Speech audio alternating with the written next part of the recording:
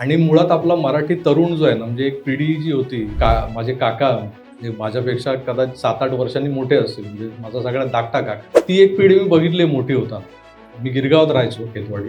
तर तिकडची संस्कृती. त्यानंतर आमची पिढी, मी 74चा जन्म आहे माझा, मी आज 52 वर्षाचा आहे. माझा पूर्ण 50 वर्षाचा प्रवास मी पाहिला. तर मला जाणवलं बऱ्यापैकी, की ही जी काही उमेदीची वर्ष असतात ना, ती आपली दहीहंडी, गणेशोत्सव आणि आता तर ते साई पदयात्रा वगैरे ते 7-7, 8-8 दिवस पायाने शिर्डीला चालत जाणं आणि त्यात धन्यता मानतात ही पोरं. पण कुठेतरी काहीतरी व्यवसाय करावा छोटा-मोठा, सीझनल व्यवसाय आहे. बऱ्याच गोष्टी आहेत जे काय करता येतात, ते करणं सोडून आपण ह्यात रमलेलो असतो आणि त्यात मग कधी-कधी पराकोटीचे प्रसंग येतात. मंडळांमध्ये तेढ असते आणि मग त्याच्यावरून डोकी फोडली जातात.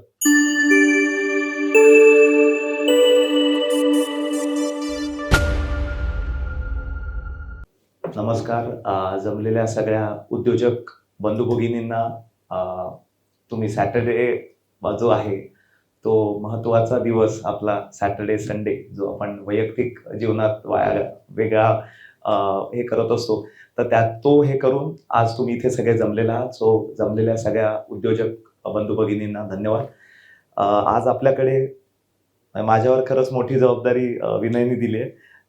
That I have to take few question answers आणि त्याच्यामध्ये आज आपल्याकडे नामवंत प्रख्यात जर्नलिस्ट आणि त्यांचा सगळा जो फॅन फॉलोईंग आहे डीजी आकार 9, तर त्यानुसार त्यांच्याकडनं आपण जाणून घेणार आहोत. सो फर्स्ट ऑफ ऑल जोरदार टाळ्यांनी आपण प्रभाकर सूर्यवंशी सरांचं स्वागत करूया आजच्या प्रोग्राममध्ये. आणि सो प्रभाकर सर, आज आपण जमलोय एक काही तुमच्याकडनं मी नेहमी प्रश्न विचारता किंवा उत्तर घेता, पण आज आम्हाला सौभाग्य मिळालंय की तुम्हाला प्रश्न विचारून आम्हाला काही मार्गदर्शन मिळावं आणि जमलेल्या सगळ्या उद्योजक मित्रांना मार्गदर्शन मिळावं. तर सर, काही मोजकेच प्रश्न विचारतोय की सर, आकार डीजी 9 आणि तुमचं लाईफ जर्नी आम्हाला जाणून घ्यायला आवडेल की कशा पद्धतीने तुम्ही आकार डीजी 9 हा युट्यूब आणि ह्या पद्धतीने पुढे मार्गदर्शन करताय लोकांना. So over to you sir on this. धन्यवाद. नमस्कार. तर बऱ्याच लोकांनी माझं चॅनल पाहिलेलं असेल तुमच्यापैकी आणि नेहमी ऐकतही असाल.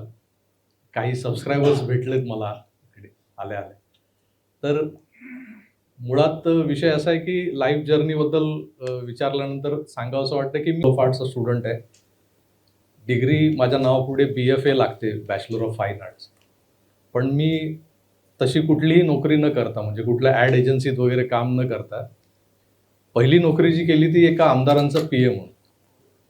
आणि सलग 10 वर्ष मी त्या आमदारांकडे त्यांचं PA म्हणून काम करत होतो. घरातून थोडंसं राजकीय वातावरण असल्यामुळे माझे वडील शाखाप्रमुख होते शिवसेनेचे आणि शिवसेनेच्याच आमदारांकडे मी त्यांचं PA म्हणून जॉब करत होतो आणि त्यामुळे झालं असं की ते संस्कार होत गेले राजकारणातले. पण त्यात मी रमलो नाही. नंतर मग मी परत ऑफसेट प्रिंटिंग आणि इतर सगळ्या दुसऱ्या क्षेत्रात सुरू झालो. ॲट द एक असा क्षण येतो आयुष्यामध्ये की जे काय करतोय त्यात मन लागत नाही तुमचं. मी भले आर्टिस्ट असलो तरी मी जे काय करत होतो ते मला कुठेतरी खटकत होतं. मग वेगवेगळ्या फील्ड एक्सप्लोअर करताना जर्नलिझमकडे वळलो. मग तिथे पुन्हा म्हटलं करायचं तर ते प्रॉपर केलं पाहिजे. कारण तुम्ही कुठल्याही दिवशी उठता आणि मी आज विदूषक बनतो म्हणून कुठली तरी टोपी घालून बाहेर आलात रस्त्यावर आणि उड्या मारल्यानं लोक हसले की तुम्हाला वाटतं की हो मी विदूषक आहे. तर तसं नसतं. तो विदूषक जन्मता असायला हवा किंवा त्याला काहीतरी ट्रेनिंग असायला हवं. त्यामुळे मग मी जर्नलिझमसाठी ॲडमिशन घेतलं. BA इन जर्नलिझम केलं. अर्थात काही वर्ष जातात तुमची, पण शिक्षण, अनुभव या सगळ्या गोष्टी मॅटर करतात. आणि मग मी प्रॉपर जर्नलिझम 2006 पासून सुरू केलं. ते अगदी कोविड येईपर्यंत वेगवेगळ्या वृत्तपत्रांमध्ये मी अगदी कार्यकारी संपादक या पदापर्यंत गेलो. म्हणजे सामना असेल, नवा काळ असेल, नवशक्ती असेल आणि नाशिकचं गावकरी तुम्ही ऐकून असाल, तर त्या नाशिकच्या गावकरीत मी पुरवणी संपादक होतो. आणि शेवटची नोकरी माझी नवशक्तीमधली, प्रिप्रेस जर्नल नवशक्ती. तिकडेही मी फीचर एडिटर म्हणून काम करत होतो. कोविड आला आणि सगळं ठप्प झालं. सगळ्यात पहिली गदा आली ती प्रिंट मीडियावर, म्हणजे जी वर्तमानपत्र पेपरवाला घरी टाकतो तर त्याच्यावर पण शंका घेऊ लागले की पेपर हाताळला तर आपल्याला कोविड होईल, त्यामुळे पेपर बंद झाले. आणि मॅनेजमेंटला कारण मिळालं की स्टाफ कसा कमी करायचा, त्यात गदा आली आमच्यावर. ते बंद झाल्यामुळे काहीतरी दुसरा मार्ग शोधायचा म्हणून मी माझं यूट्यूब चॅनल सुरू केलं असं नाही. माझं यूट्यूब चॅनल आधीपासून होतं, म्हणजे 28 मार्च 2010ला मी ते सुरू केलं होतं, असंच एक असावं म्हणून. पण कोविडच्या काळामध्ये जे दिसत होतं समोर काय चाललंय, म्हणजे बऱ्याच लोकांना खायला मिळत नव्हतं, नोकऱ्या गेल्या होत्या, घरी रेशन Correct. नाही, अशा बऱ्याच गोष्टी समोर घडताना दिसत होत्या. आणि मदतीचा ओघ जो येत होता ना, तो प्रसिद्धीसाठी येत होता. बरेच लोक कुठून तरी काहीतरी खिचडी, पुरी भाजी, पाण्याच्या बाटल्या, पार्लेजीचे 2 रुपयाचे पुडे, तर हे वाटून लोक समाजसेवा करतात आणि त्याचे फोटो काढून सोशल मीडियावर टाकतात आणि मोठेपणा करतात की मी काहीतरी सोशल वर्क करतोय. आणि हे सगळं बघत असताना मला जाणवलं की हा जो ओघ चाललाय ना, तो एका ठिकाणी चाललाय जिथे प्रसिद्धीचा झोत आहे, जिथे कॅमेरा आहे तिकडेच लोक जाऊन मदत करतायत. वसईसारख्या ठिकाणी जाबरपाडा वगैरे असे काही पाडे आहेत तिथे ॲक्च्युली छोट्या छोट्या फॅक्टरीज होत्या. बरेच मजूर तिकडे काम करायचे आणि झालं असं होतं की फॅक्टरीज बंद पडल्या, त्यांचा रोजगार बंद झाला, त्यांचे खायचे वांदे झाले. तिथे कोणीतरी सकाळी यायचं, ते 2-2 रुपयेवाले पार्लेजीचे पुडे वाटायचे आणि निघून जायचे. मग हे 2 रुपयाच्या पार्लेजीच्या पुड्यावर हे अख्खा दिवस ते लोक काढत होते. आणि ही अवस्था बघितल्यानंतर मी तिथे पोचलो. माझ्याकडे माझी जी साधन सामुग्री म्हणजे बूम, हातात एक माईक, कॅमेरा, आणि त्याचा वापर करून तिथली परिस्थिती मी माझ्या चॅनलवर मांडली. माझं चॅनल काय तेव्हा असं एवढं मोठं नव्हतं, म्हणजे आज 7,59,000 सबस्क्रायबर आहेत माझे. त्यावेळेला अगदीच 800-900 सबस्क्रायबर होते. मग तरी ते कसं पोचवायचं कुठपर्यंत हे मला माहीत होतं. त्याची दखल प्रांतांनी घेतली, जिल्हाधिकाऱ्यांनी घेतली आणि मग तिकडे कम्युनिटी किचन सुरू झालं. हे पहिलं सक्सेस. आणि त्यानंतर मग अख्ख्या वसई विरारमध्ये ओघ लागला. मला रात्री मला झोपू द्यायचे नाहीत लोक. 2 वाजता 3 वाजता मला फोन यायचे. आणि मग त्या एका सामाजिक दृष्टिकोनातून हे चॅनल सुरू झालं. सडनली असं झालं की पुढे तो लॉकडाऊनचा तिची तीव्रता आहे ती वाढली आणि आम्हालाही, म्हणजे भले माझ्याकडे प्रेस कार्ड होतं, पण मलाही नंतर बाहेर पडायला पोलिसांनी बंदी घातली की आता कुणालाच हे करता येत नाही. मग घरी बसून काय करायचं. मग जी परिस्थिती समोर दिसते त्याच्यावर बोलायला लागलो. त्याला राजकीय विश्लेषण म्हणतात लोक. आणि मग हळूहळू ते सगळं करत गेलो. आणि एका पुढच्या 1-2 वर्षात 1,00,000, 2,00,000, 3,00,000, 5,00,000 करता करता आता मी गेल्या 4 वर्षात 7.5 लाखापर्यंत पोहोचलोय. पण हे सगळं करत असताना कुठेतरी जाणवत होतं की मराठी माणसाला राजकारणात जबरदस्त इंटरेस्ट आहे. म्हणजे तो तुमच्या आमच्यासारखा आता मध्यमवर्गीय किंवा उच्च मध्यमवर्गीय असेल त्यांनाही आहे. ते दाखवतात कमी की मला खरोखर त्यात खूप रुची आहे. पण जे अगदीच निम्न मध्यमवर्गीय आहेत किंवा कनिष्ठ वर्गीय आहेत ते पारावर बसतील, कुठे चहावाल्याच्या टपरीवर बसतील आणि विषय हेच उद्धव ठाकरे, शरद पवार, देवेंद्र फडणवीस. ते तुम्हाला तुमच्या रोजमर्राच्या जिंदगीतून तुम्ही जे काही दैनंदिन जीवनात जगता, तुम्हाला जे काही करावं लागतं 2 वेळेची भूक भागवण्यासाठी, त्यासाठी तुम्हाला ते काय देतात याचा कोणी विचार करत नाही.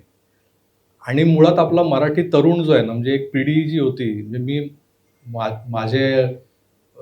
माझे काका जे माझ्यापेक्षा कदाचित 7-8 वर्षांनी मोठे असतील, म्हणजे माझा सगळ्यात धाकटा काका, ती एक पिढी मी बघितली मोठी होताना.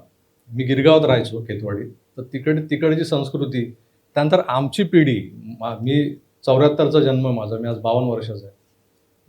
माझा पूर्ण 50 वर्षाचा प्रवास मी पाहिला.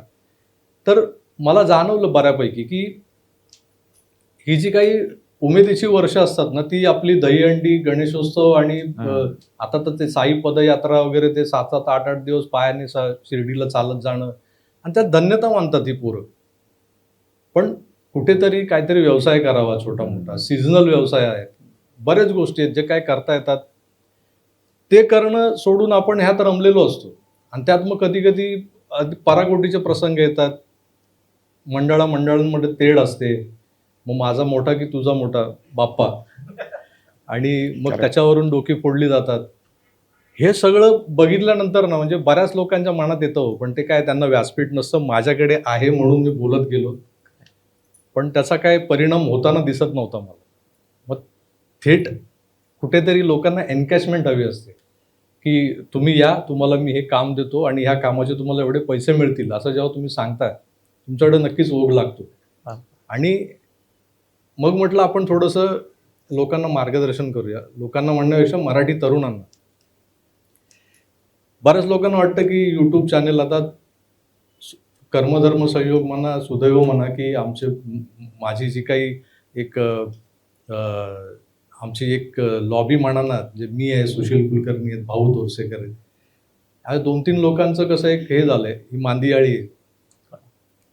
जे पूर्वी असं होतं की भले मी वर्तमानपत्रात काम करत होतो, मी लिहायचो, कॉलम्स यायचे, पण तेवढा चेहऱ्याने ओळखणारा प्रेक्षक वर्ग म्हणजे वाचक वर्ग नव्हता. बरं. आज कुठल्या कोपऱ्यामध्ये चुकून माकून तुम्ही कशासाठी जाताय, काय करताय माहित नाही, पण अचानक कोणतरी समोरून उभं राहतं, अरे सर करेक्ट. बरं. DG9 ना. म्हणजे एक तसं हे वाटतं कुठेतरी प्रायव्हसी गमावतोय की काय आपण. Correct. पण पूर्वी कुठेतरी नाक्यावर वडापाव खायला उभा राहायला मागून कोणतरी येतं, अरे सर तुम्हाला कुठेतरी पाहिलंय. बरं. ते बरं. इथपर्यंत पोहोचल्यानंतर मला असं जाणवायला लागलं आणि लोक सेल्फी काढू Correct, का, correct. म्हटलं अरे मी सेलिब्रिटी आहे Correct, काय. correct. नंतर म्हटलं की नाही, हे जे काही आहे ना, हे जे काही प्रेम मिळतंय ते कुठेतरी एनकॅश केलं पाहिजे. बरं. आपण काय तू सेल्फी काढतो तर मला सेल्फीचे 100 रुपये दे मग सेल्फी काढ असं म्हणू शकत नाही. बरं. किमान मला काय सांगायचंय ते तर ऐक. बरोबर. यासाठी मग मी माझ्या या प्लॅटफॉर्मचा उपयोग केला. करेक्ट.